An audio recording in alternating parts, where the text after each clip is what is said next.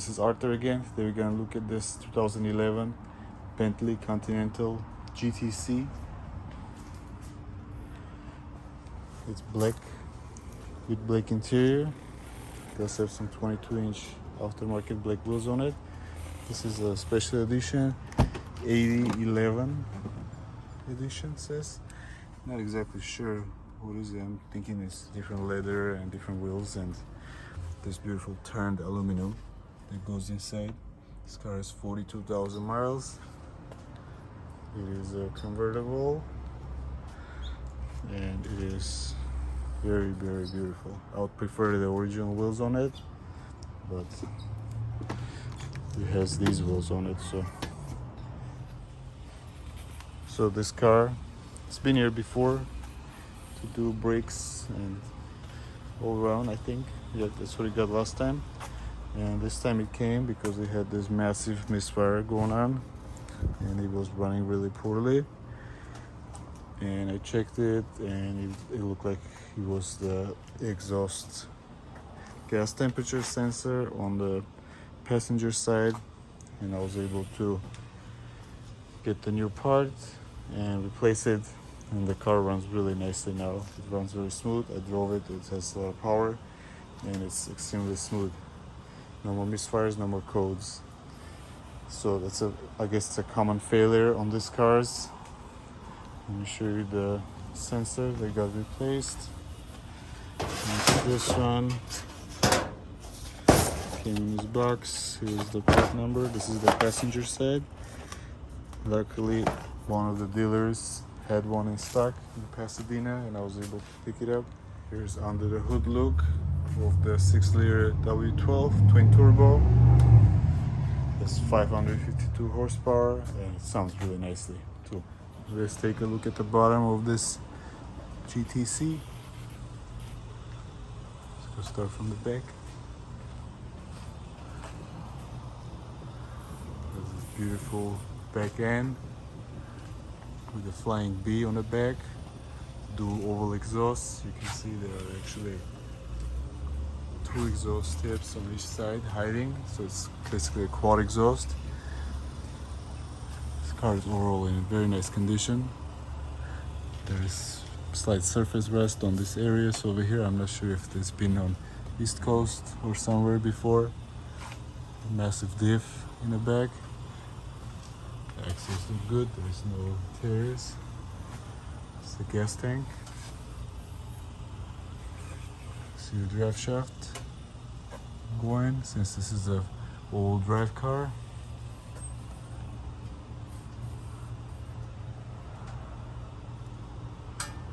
Looks like somebody tried to jack it up from here,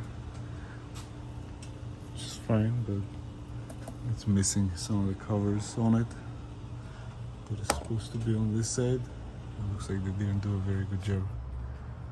Overall looks pretty clean underneath. More slightly rusty bolts on the subframe. Suspension looks good. CV axles look good.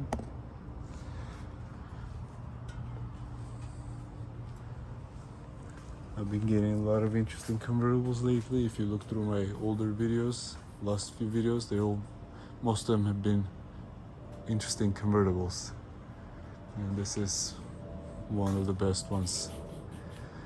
So next I'm going to show you the video where how to replace the sensor if you have this issue. And thank you for watching. Please comment, like and subscribe. There's more interesting videos to come. Goodbye. So to remove the exhaust gas temperature sensor on the passenger side on a W12, you remove this airbox that goes here, and then you have to undo these 2 bolts, these 2 nuts. This is the sensor. It comes out. You loosen this nut, this bolt and this bolt to move this line a little bit, to give you a little bit more room over here. I also loosened this bolt and the bolt on the bottom that holds the tank, just to give it enough room to move it around, so give you a little bit more clearance for your hand. This airbox has this connector over here you have to remove, and then there's 110 over here, and it basically pops off. looks like this one on this side. The main problem is removing the sensor itself from the exhaust. There is a new one already on. I sprayed pretty good amount of plaster on it to unseize the nut, and then there's not much that will fit on it because there is no real room to move it. So what I did, I used one of these 17 millimeter, I'm sorry, this type of wrench, and what I did is I made a cut enough to pass over this wire so it can fit on that side, pass over this pipe, and then I also grinded pretty good amount off from the sides to give it some room to fit under this black pipe that goes on this side. And then once all this stuff was removed and loosened, I was able to fit it like this, kind of horizontal, and then was able to loosen it and then do the rest with the hand, and then the other way around. You put it back and you use your hand to tighten it, and then just use the wrench to finish it. One other thing, if you break off this line, was when you're removing it, to be able to fit the wrench, which you don't really have to, but you might, the washer that is in the other end of that stays inside the hole, so you got to make sure you fish the washer off. I used one of these little dental picks to be able to fish it out. The part was around $700. What was happening, it was this sensor is malfunctioning, and you get the bank turned off, so it works only on the second bank, and then you get a massive misfire and the car runs pretty bad. So I just put the new sensor on, gonna finish it off and start it up, and we'll see how it runs once I clear the codes.